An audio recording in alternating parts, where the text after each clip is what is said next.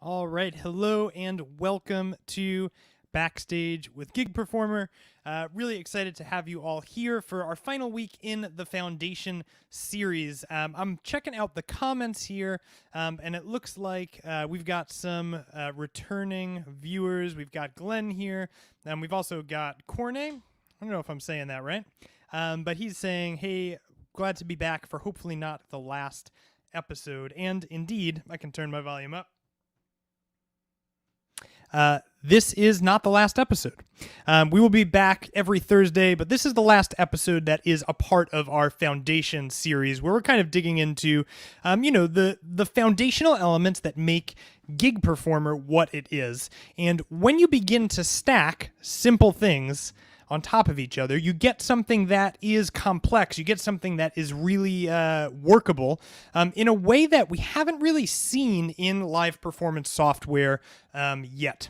So this is what gets me so excited about Gig Performer. If you guys have been following along, then you will know that this week we are building a tune. We are going through Rosanna by Toto. We are going to build a keyboard Rackspace this week specifically. We put it to a vote on our Facebook page, and as you can see, 27 votes here for Rosanna. If you don't know me, my name is Brett Pontecorvo. You might know me from Live Keyboardist. You may know me from Gig Performer Backstage. And most weeks we've been joined by our co-founders, David and Neboja, to help us get through some of the more technical things. And as you can see, we point this out most weeks, but these guys not only are unbelievable software developers, they're also musicians. And so there's an inside view to what is really necessary for musicians to have in their software. And I think that is one of the things, apart from many, there are so many things that really set Gig Performer apart. So I've got some goals for today, and I want to share them. I want to share them with you just throughout, so you kind of can keep your ears peeled for what's going on. So building a Rackspace is not simple. And the reason that it's not simple is because it encompasses a lot of different things. So whereas the building itself is not necessarily complex, what's going on to get you to the place where you actually have a Rackspace might be something that you find challenging. And I find that we really have to go through several stages when we are getting ready to move into Gig Performer, right? Like stage number one is, what does this song sound like? Can I play this song? What is needed of me, right? Do I have my parts? Do I know what other people are playing in order to know what I need to play? Because you might do something different in this song if you have a horn section versus if you don't have a horn section. So we really have to know some of these details. So my hope today is that I let you in a little bit on my process as a whole, and then also kind of invite you to see how I got here from beginning to end. So that's what we're going today. Beginning to end, I'm going to show you starting even with just the recording, laying things out, and then I'm going to show you the completed Rackspace, but then we're going to rebuild it. So that's where we're at here. I'm going to share this screen with you. We are going to get right back into it. But hey, if you're here and you participated in the vote, can you let me know in the comments? Just be like, hey, I voted. I'm on the Facebook page. Maybe this is not the song you wanted to check out, but let us know. Did you vote? And also, did you vote for this song? I'll have an eye out for that here.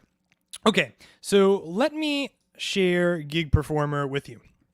Okay, so this is what I've ended up with here, and I'm going to talk you through what's on the front panel, but as you remember from some previous episodes, Gig Performer really does work like a funnel. In other words, what you're seeing on this screen here is not everything that I need. I just feel like I have to point this out here. Lucas just wrote in, I'm wondering how So What by Miles Davis would sound without a D. I think, David, this is a call for you to maybe try it out. We've got the original guy who said, Rosanna, thank you for that suggestion. This has been a really fun tune. Troy voting in for Rosanna as well. Walter writing in for voting for Rosanna. Thank you guys for participating. It helps us really understand what is helpful. So, okay, this is the front of my funnel here, and you guys can't see this because it's off screen, but I also have my Launch Control XL, and that's sort of like the very, very tip of my funnel. But when we turn back to the wiring view, things start to look a little bit special. And I want to kind of show you how I think about setting this up. I'm going to play things through for you, and then I'll show you Ableton a little bit and kind of how I came to this. So I like to keep everything visually as clean as possible. But sometimes, as you can see, we need some wires going to and from. So in general, right, I go from top to bottom. So my MIDI is coming in here. I've got these MIDI filters, which I'll show you in a second. Then I've got my VST sounds, my audio effects running into a mixer. And this is just for levels. And then down here, I've got this audio mixer. This is really just for the live stream. This is so you guys can hear me. And so that's it, top to bottom, all that's happening. MIDI in, MIDI filter, sound, maybe some effects, and then I'm going out. So really simple, stacking simple things, right? But when we go to our panel, we start to see that there are other things that needed to be added in order for me to make this something that is possible to do quickly, right? Because we talked earlier about how it's really important that the odds are stacked in your favor. We don't want to have a completed recording at the end of our preparation project. We want to have something that we can actually play. So we need to be able to move through these things quickly so that we can get on to the practicing, so that we can get on to the performing, which is what live performance software is all about. So down here, I've got these panels that I made, which you can see are just some simple shapes. I've got this guy here, I've got a fader, and then these note-ons are actually set up to line up with my MIDI filter. And I'll show you an example of what that does in a second here. So we've got our faders here, and then up at top, I've got a lot of the same things for each area with just a tape label so I know what I'm looking at. So this is where I've got all the information for my horns. This is where I've got all the information for the organ, for the piano, and for the flute. And for each of these, I've got a minimum note, a maximum note, and a transpose. Minimum note, maximum note. I guess yep, here it is, transpose. Same for the piano, same for the synth flute. And then this guy will pop up a bit later. So why am I using these filters? Well, what's happening is I need to, at times, be able to turn my sounds on and off. But rather than just turn my sound on and off and get a cutoff, I have two options. I could either use the MIDI patch persist feature and have different rack spaces for each part of the song, or I can block my note on message, but not my note off message. And so that's what I've decided to do because for me, that works better in my mind. And part of this is really about our personal approach to getting set up. So this works for me. It might not be the way that you want to do it, but the reason I like this is because I can see everything I need in one place. So for me, it's beneficial. Okay, so this is just mapped to the note on of a MIDI filter. So let me demo this here. If I play the piano, I'm going to turn that up. If I play the piano and then turn my notes off, I get that sustain until I release the keys, and then when I hit the keys, there's nothing left. I'll put this up on the screen just so you can see. Here we go. So I'm playing my keys, but I've got no sound. Here's my sound, and it continues to sustain until I release. So that's all that's happening here. I'm using this to turn my sound on and off. For our intro, it's just piano. It's really simple. And then I move on to these next things, kind of moving parameters. But I want to show you how I got here first. So this is kind of my process, and it doesn't have to be yours, okay?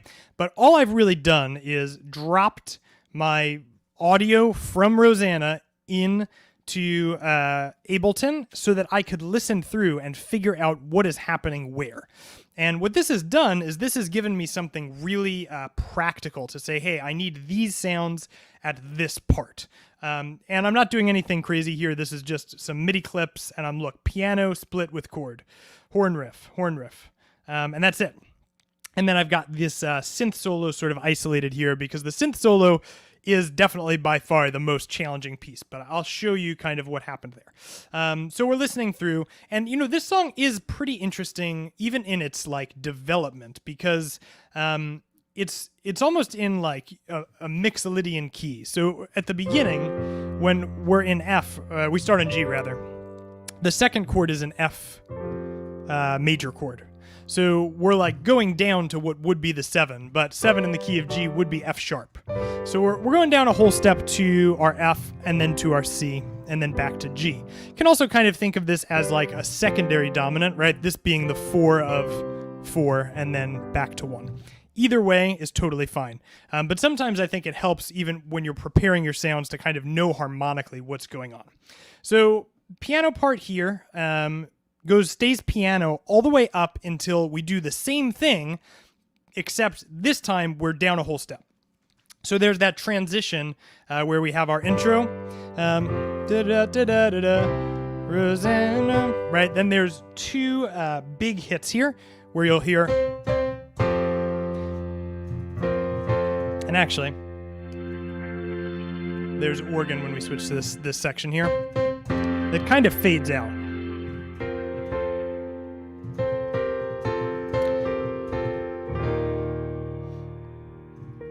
And it's actually D minor there, and then back to F. So what's happened here is I have this programmed, and I guess I must have touched this before the set, but when I move from my intro sound to my next sound, my organ gets turned on, and my volume comes up. And that happens just by programming with these widgets. All I did is turn this on and set that up there, okay? We move into the pre-chorus, and now I've got a couple of different things happening. So you can hear piano, you can hear organ, and it's all spread out in such a way that it works. So my organ transpose is happening, so it's sitting in the right place. Also, for those of you who are watching, I'm using these buttons here to select my organ presets within... I'll open that up when we rebuild it. So this is changing my organ preset. And then what's really cool is there's that horn riff at the end of the section where we need a couple of different things. We need just our regular horn sound, and then we need the sort of fall off at the end. And so the way that I did that is I created a velocity follow section, which we're going to actually do it. I'm going to explain it. We're going to rebuild it here. And as this knob, this velocity follow, is sort of following how hard I'm pressing my keys, once it passes a certain threshold, I'm using this knob to send pitch bend information into Session Horn Pro, so that I get that fall off. But if I don't hit hard enough, I'm getting that same regular sound. So really handy to be able to use those things. Then for next section here,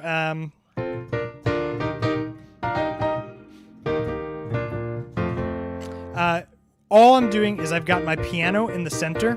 I've got organ with heavier reverb. It's kind of mapped here. And then at the end of this section, I need giant horn sounds. So all the way up at the top, I should show you here. So I'm getting that sound that I need in the correct octave, but I'm putting it at the top of my keyboard so I don't have to change patches, right? So,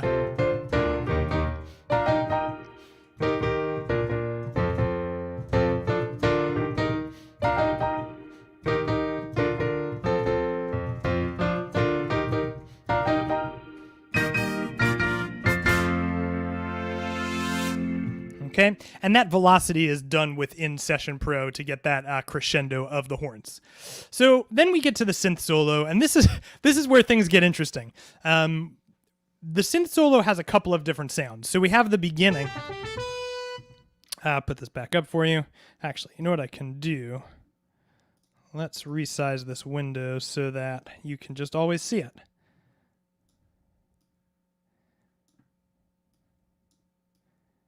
Here we go. Okay. So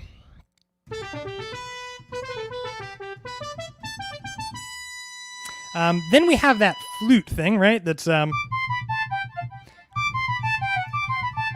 And what's interesting is I need these things to happen so quickly that I need that flute sound to come out of my left hand. And then we get a doubled flute and also this sound. But I don't need to do that with two hands in order to make it work. I've set up this patch here to trigger both of them. And the way that I did that is by pulling in, let's see here, where's my flute? By taking the MIDI from, by taking the MIDI from my input and sending it through a MIDI filter into my horn synth. So when I switch, this MIDI filter gets removed and it goes right into that horn synth, so I get both of them at the same time. Now, what's interesting about that patch in particular, for those of you who maybe aren't familiar with the song, is it sounds like there are multiple flute parts happening, but I think in reality it's just a really long delay. So I really love the reason sounds just in general. And so all that I have here is a flute with a delay, and you can see this is just a quarter note, 4/16. So when the metronome is running, I get the sound that I need without having to play a double. And then for this part in particular, once we get to the end and we have both things being doubled, we get a call and response between the flutes, between the synth horns, and between session pro horns. And I am...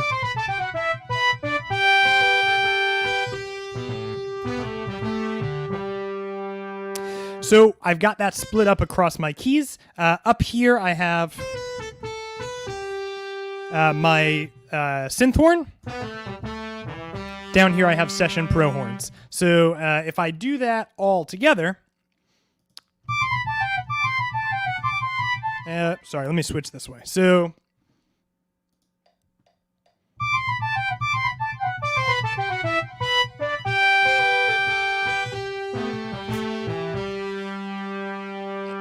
Right, and then we move out to our next part. So we're going to begin to rebuild this from scratch together. But I feel like I've given at least a bit of a peek through here, kind of what's going on. So before I start rebuilding it, I want to pause here. Does anybody have any questions that you want to get answered specifically before we start rebuilding from the beginning? Yes, Brandon, thank you for this. All things in progress. This is on its way. Maybe we'll even be here soon. Any questions? Rosanna, MIDI wiring. We're going to rebuild it right now, but if you have any questions before we move on, we'll just give a second for those to come in. All right, so here is Gig Performer. Now, I don't want to spend too much time on sound design in this video, so I am going to move pretty quickly, just so you can kind of see what's going on and you can get inside the process for what's going on for me as I'm building these. So in Ableton, I wrote here at the very beginning nothing, and that's because verse 1 is just keys. Then I've got my piano split with organ, I've got horns. So far I've counted 3 sounds that I need. And then when we get to the synth solo, I guess I didn't write this in, I know that there is a horn synth, I know that there is actual horns, and I know that there are that sort of flute sound. So 5 different sounds that I know I'm going to need. And I have the benefit of having to know what they are because I've rebuilt this already. So I always start, or as much as possible, backwards. So let me just do it from scratch. Here it goes. So we're going to build our mixer first because we need to be able to control our levels. So Command P. I'm going to go with 16 because that's what I did in the original, so that I didn't run out of space. But it doesn't really matter necessarily. And I rename these because this gives us clarity. So piano, organ, synth horn, synth flute, session pro horns. So now I'm going to know when I go to wire something in to this mixer what's what, and that can be really valuable. So yeah,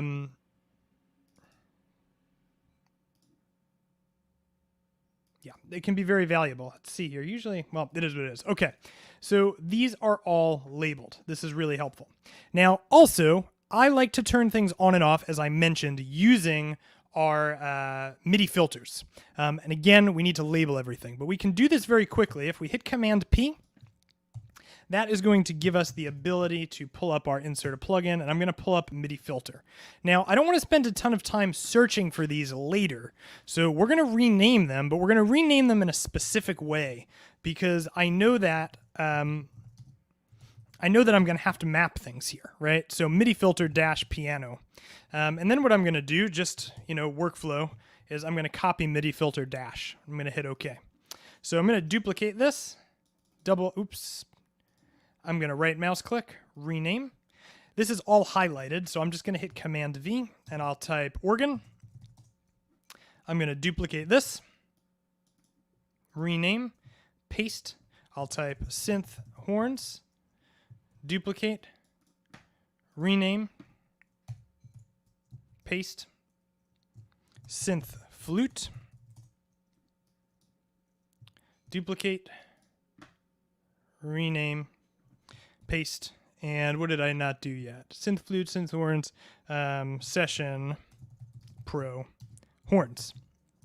Okay, now eventually these will get mapped to the front panel, but kind of knowing ahead of time that I'm going to have 5 sounds, I know what my 5 sounds are, well, I'm going to go ahead and get it set up because these are the things that I'm going to need. So kind of going along with that thought here, when I saved these, I saved them as Rosanna dash, right? Because that pulls things up quickly. So having conventions for naming your files can be really helpful. I'm going to pull in our synth horn, and we're going to line that up here with MIDI filter synth horns, and we're going to connect it. I'm going to do the same here for the rest of them. So here's synth flute, insert.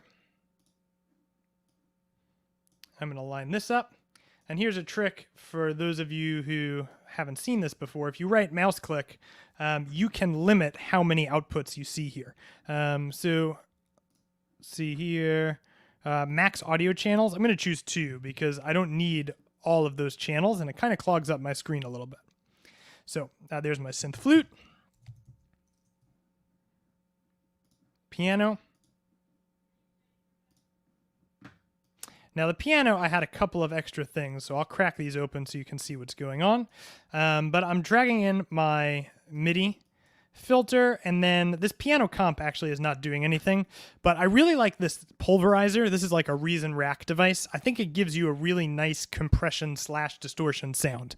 And for this song, I thought that was a nice addition. And you know what else is nice about this is it feels to me like it really responds to your playing. So when you press harder, you get a little bit more crunch. When you press less hard, you get a little bit less crunch. Can be really helpful. Okay, so that's all wired in here. What do I have? Session Pro next.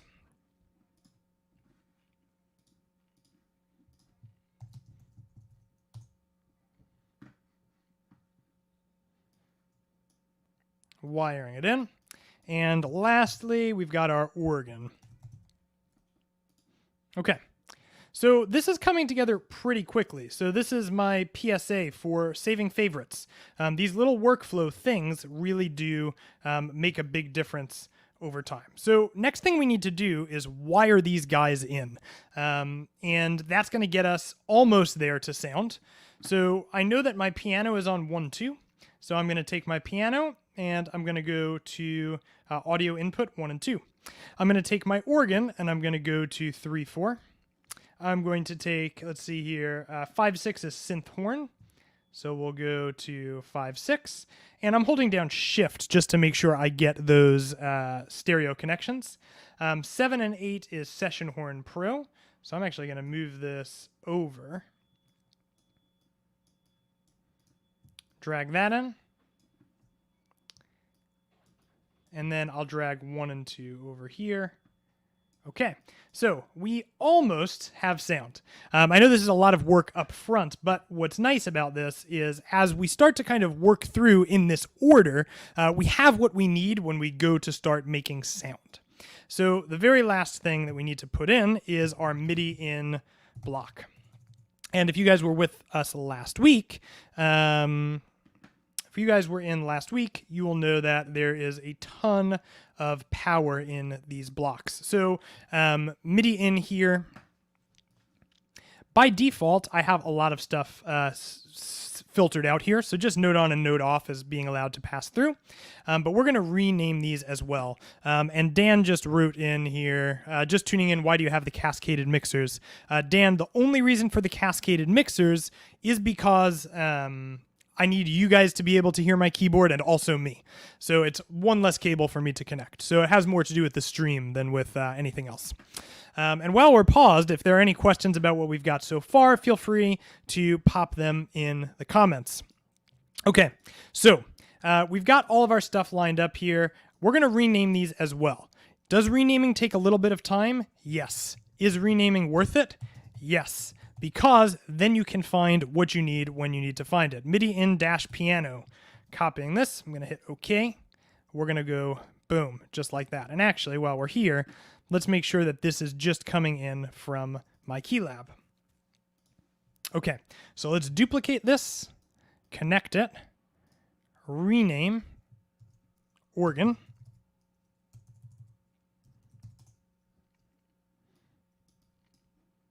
Duplicate. We'll rename this organ. Oh, it's not organ. It is, this is my synth horns. Okay. Let's do connection, duplicate this, rename, and this is Session Pro horns.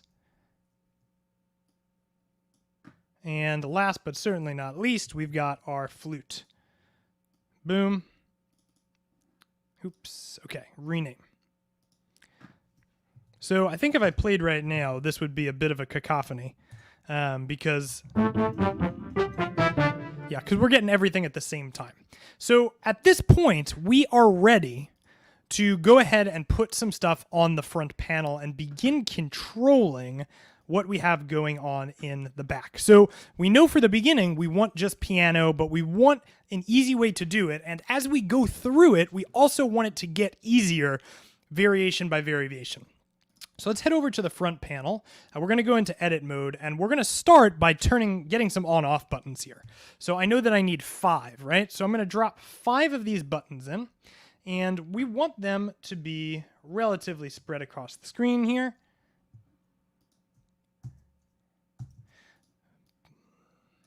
And we're going to begin to map these. So let's say when we go into our plugins, we see everything here is pretty clear. So here's my MIDI filter piano. I'm going to go to note on, and then I'm going to flip this.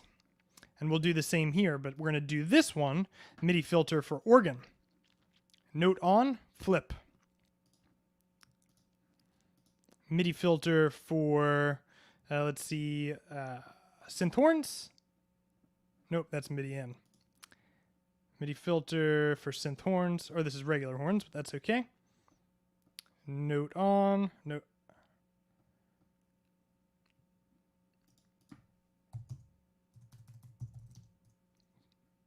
Okay.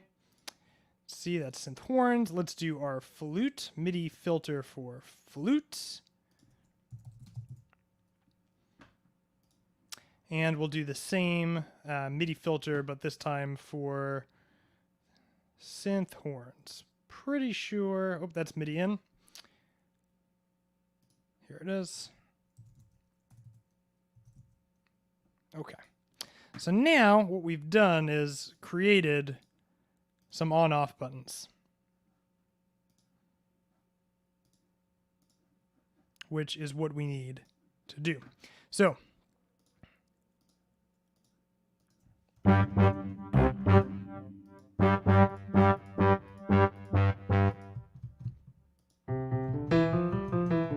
if the light is on, then I've got sound, and if the light is off, then I don't have sound. Well, for my first patch, which I'm going to rename as intro,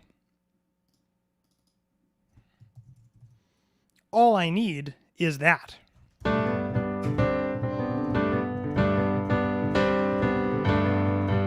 Right? So really simple here. That didn't rename. Really simple. Just for our intro, all we need is one sound. But our next variation is piano and organ. Actually, it might even be more than that. Let's see here. Oh, piano, organ, and horns. Okay. So now if I want piano, organ, and horns, I need to have three things turned on. Piano, organ, horns. Here's my piano. I think this is organ. Well, we should check here.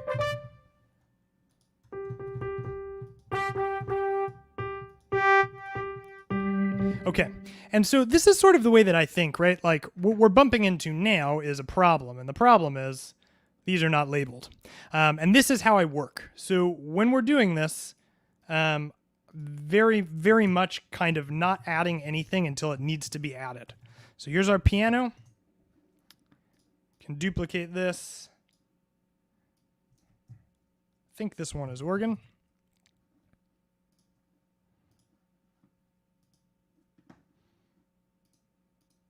Let's check. Yes. Okay, this is our session horns.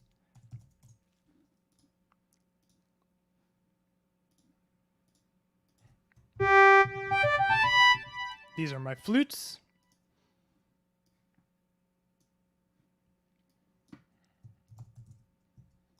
And my guess is this must be... Okay.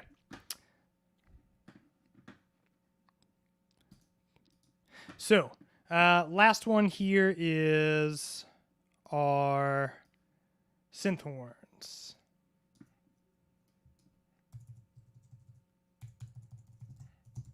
Okay. So this is kind of eliminating confusion now, right? We know what we're working with.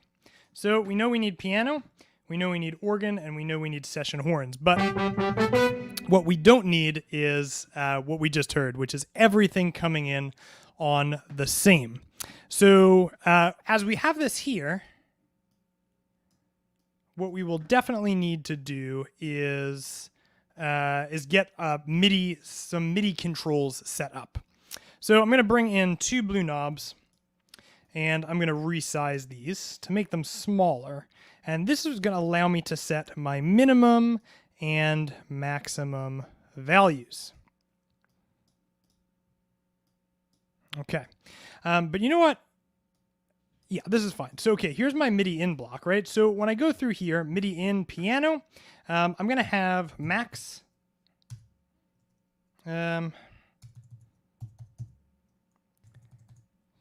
Always do this backwards. Okay. Sometimes we check back here. So min note, that is the shortcut here. Okay. So boom, MIDI in min note and MIDI in piano. Max note.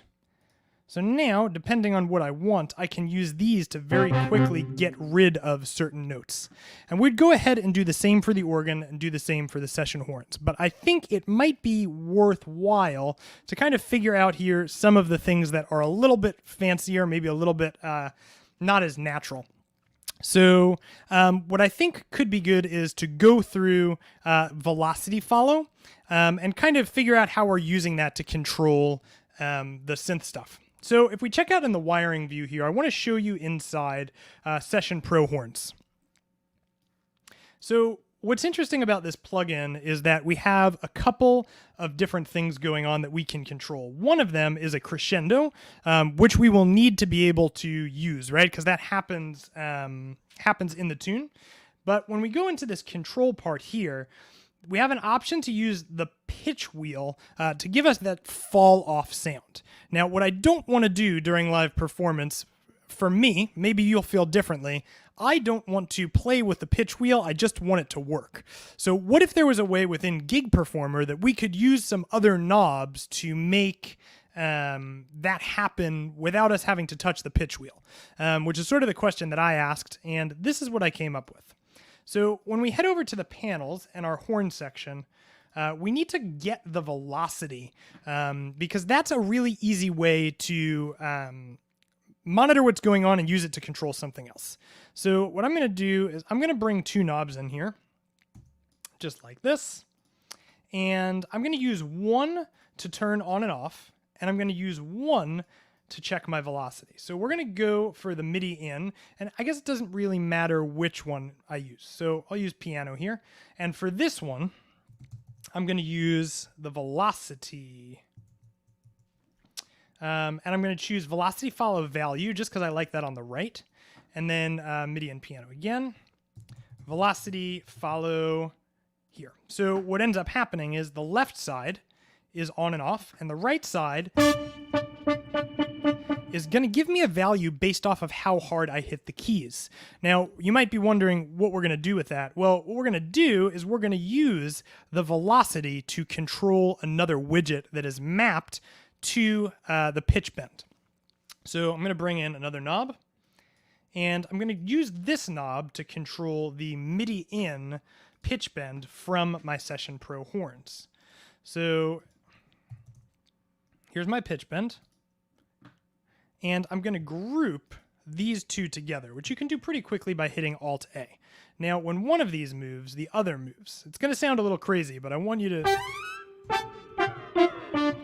Okay, so we don't want that. We can all be sure. But you can see now, based off how hard I press these keys, I'm going to get a different pitch bend message sent. Okay? So that is kind of the goal. Now, I don't ever want the horns to do the thing where it goes up. I only want it to go down.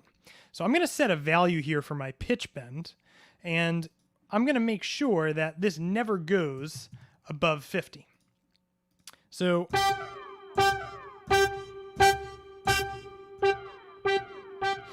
you can see here when you look at this pitch bend knob, there's only gray for the bottom half, which is nice because now I'm never going to get something that I don't want.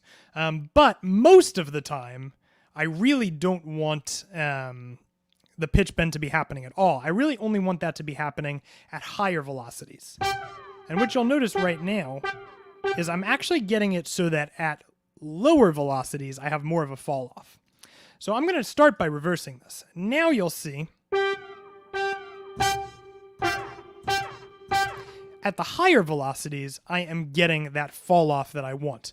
But what if that wasn't enough as well? What if I really needed to do it in such a way that I only got that fall off at a certain point? Well, we could do that as well using this guy here. So what if I wanted it to always be at 50, except for at this upper end? Let's have a listen to what that sounds like. This takes some tweaking.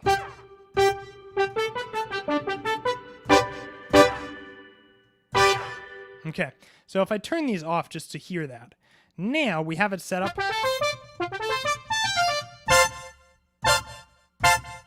I think there's one other thing here within Session Pro that has to be changed. So on release, there it is. Okay, so now when I'm playing this, on release, I'm getting that fall off, but if it goes too low, it doesn't sound quite right. So we can increase our minimum a bit here.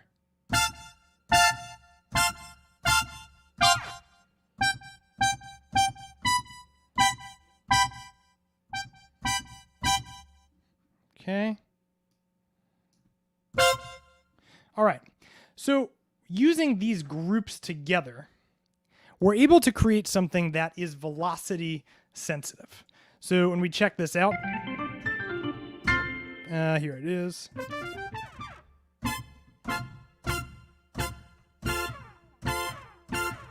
We get that fall off. And I think that is really nice. I want to show you two more things here, and then we will pause again for questions. Now, for those of you who came in earlier and were asking, will we be back next week? Absolutely, we will be back next week. We've got a couple of different things that may or may not be happening.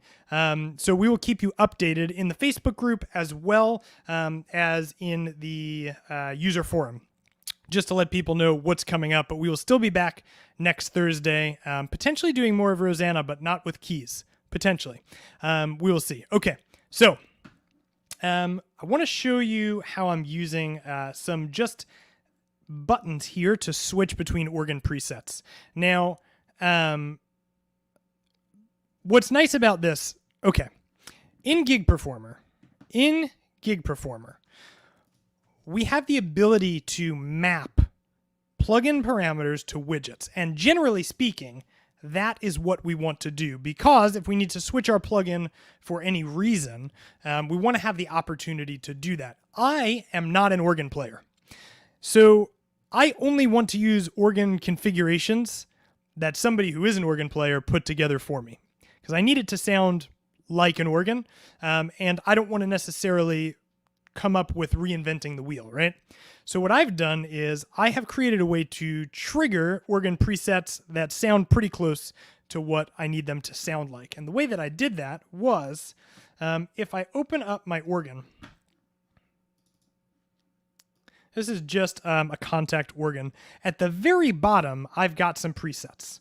And I want to trigger the preset that's stored on E flat, and I believe the presets that's stored on A flat. Now, when do I want to trigger that? I don't want to trigger it with my bottom keys. So we want to filter out always from our MIDI organ the bottom here. So I think this is what we can learn it. I don't want anything lower than this note coming through to that organ. And I want to be able to trigger those notes from buttons. So we can drag in a button and have it set up to be mapped to our organ in and send a note, even if that note is filtered out, over to that MIDI device so that we can use it to, in this case, select presets. Now, you could create knobs or faders, in this case draw bars that are dragged in so that if you needed to switch out your organ, you could do that more easily. That's not what I did in this setup, but that certainly is a very viable and maybe advisable option. Okay, so let's start with A flat 0. I'm going to drag in 2 buttons here. Secret just wrote in, you just helped me get a step closer to resolving velocity modulated characteristics on certain instruments, which I have been trying to articulate to others for some time. Thank you. Awesome. I'm so glad you found that helpful. If anybody has found something helpful, let us know what it was. If you have any questions so far about what we're working with, feel free to let us know that as well. Okay, so did I even drop in a knob? I didn't. So we're going to drop in 2 buttons here. See, I haven't done blue. I'll do 2 blue buttons.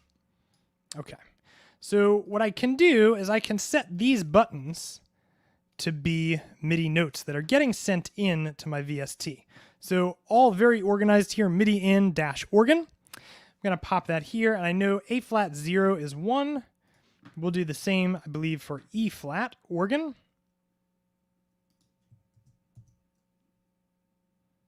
Okay, so now our test here.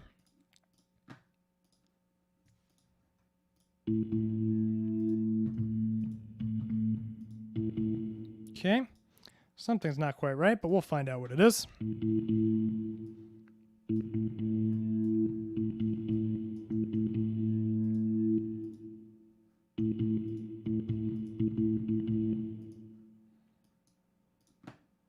Okay. Eric just wrote in, how are you creating multiple widgets at the same time when you drag it in? Eric, great question. If you hit whatever number of widgets you would like when you drag something in, you'll see up at the top here, drop 3 widgets horizontally. If I hit it twice, it will do it vertically. So that's just an easy way to bring multiple widgets in. Okay. Beautiful. So let's see what's here. A flat 0 on 32. Okay, I bet.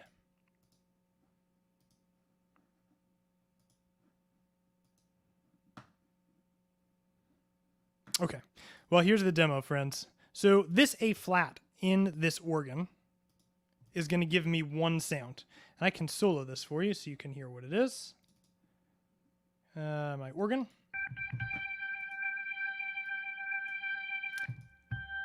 This is giving me another sound.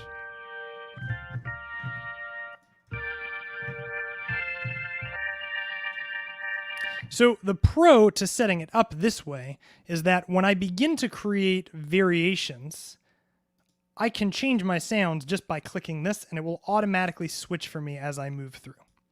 Okay, so that's sort of what's happening there. And then I think it might be worthwhile to show how we're able to send MIDI from one place to another and why you might want to do that. So this synth solo part, which is particularly challenging, I've got my stuff soloed still, is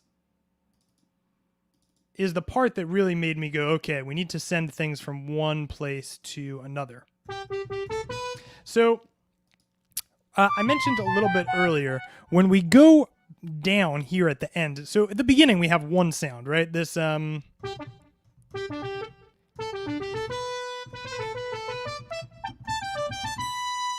then we have our flute thing, but then I need two things at a time. And it's a little bit easier, in my opinion, to send from the same MIDI in block to a different of the same MIDI in block.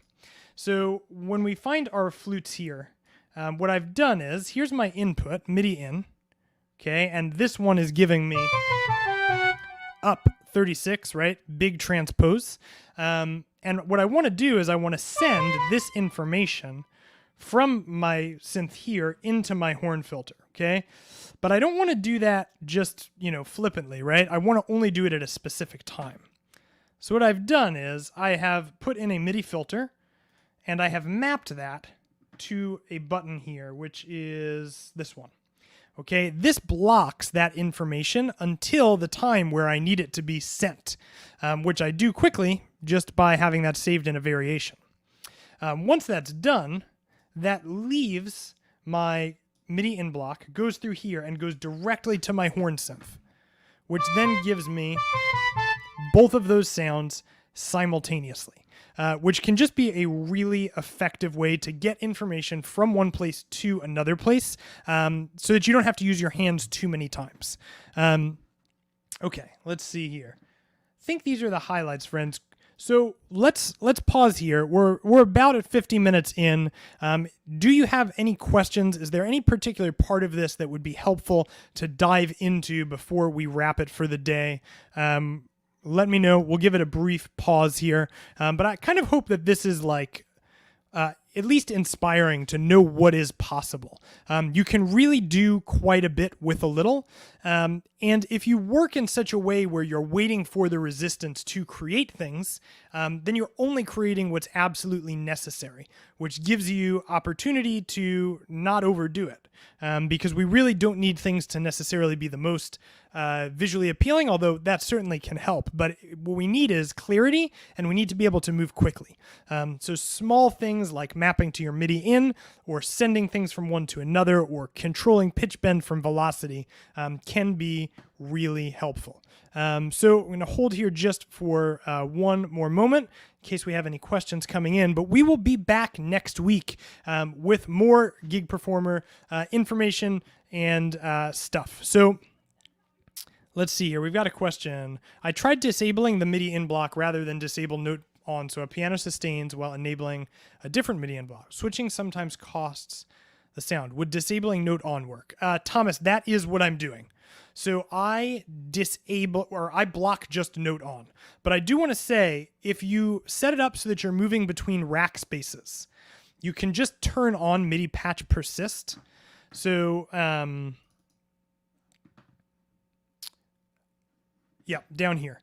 So this way we can have MIDI patches persisting when we switch. But I like the MIDI filtering for this type of a setup, which is why I use it. So to answer your question, 100% yes, disable the note on so that you don't get a cutoff.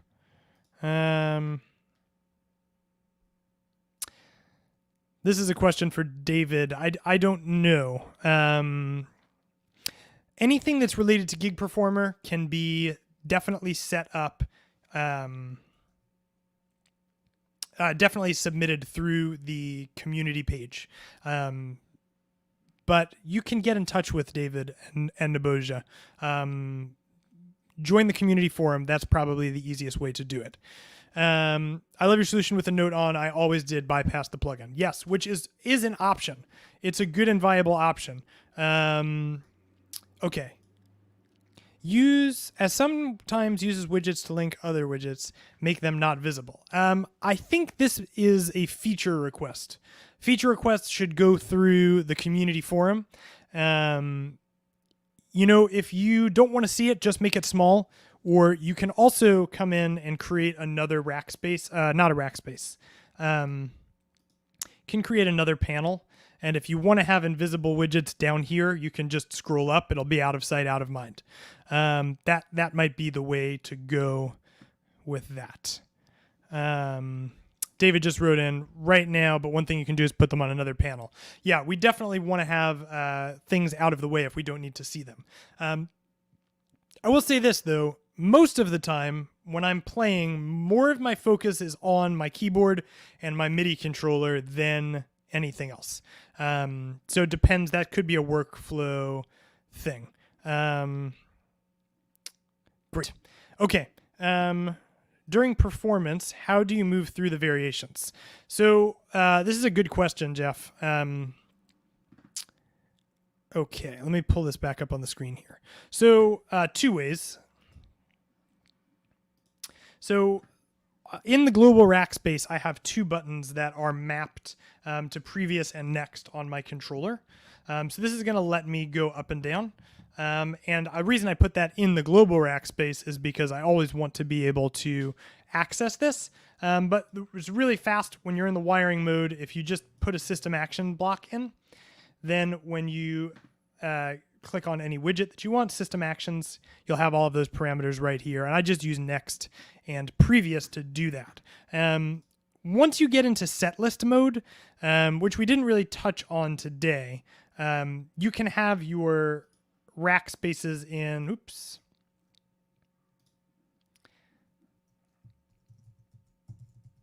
in any order that you want. So for example, if I wanted intro to be one thing, versus maybe Meet You All the Way, chorus is this, you can start to scroll things so you don't actually have to go up and down. You can just go next, next, next, next, and it will automatically switch to the correct rack space for you. So setlist mode is definitely helpful for that, but system actions to answer your question.